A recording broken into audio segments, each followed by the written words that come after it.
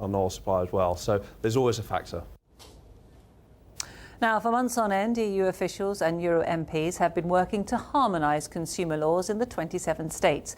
Well, the idea is to give shoppers clearer rights and better value by making it easier to buy and sell across borders. But the forthcoming Euro legislation is controversial and has prompted a record number of responses from firms and consumer organisations. Our Europe Business reporter Nigel Cassidy has been finding out more. We have all seven types of Trappist beer existing in all. You'd think selling some of Belgium's celebrated beers to the rest of Europe would be simple. Not so. The boss of this store encounters all kinds of barriers, from rules on bottle sizes to drinking age limits. As far as he's concerned, the more consumer laws that Brussels can harmonise, the merrier. We are really welcoming this move to synchronise and harmonise the cross-country selling. I'll bring you an example. If you send something from Belgium to Germany, this is more expensive than you send from Germany to Belgium. You ask me why, I don't know. You look at the labelling standards, it could be different. Why don't we just come up with a single labelling standard and it will make our life easier?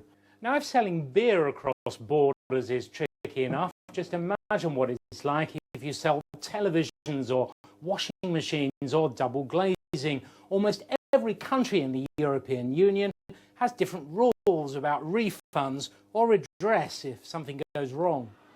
Well, the trade body representing big retailers like Carrefour and Tesco says the plethora of national rules does make it harder to supply customers across borders.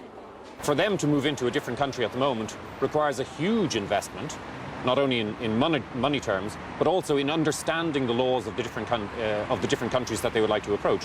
What this directive tries to do is make that an easier process, not only for the large companies, but also for the smaller traders, the smaller producers as well.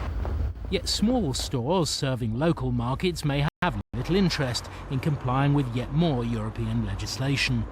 This directive, which is aiming to help consumers buy across borders, doesn't apply to them.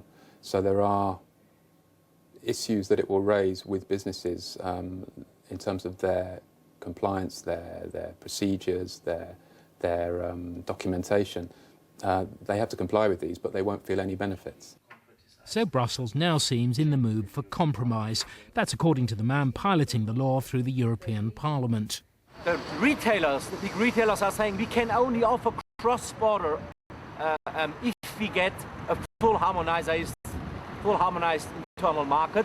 But maybe we can also aim, let's say, a less ambitious legal proposal that gives, on the one hand side, consumers different national protection systems, but nevertheless offering a broader European access for European businesses.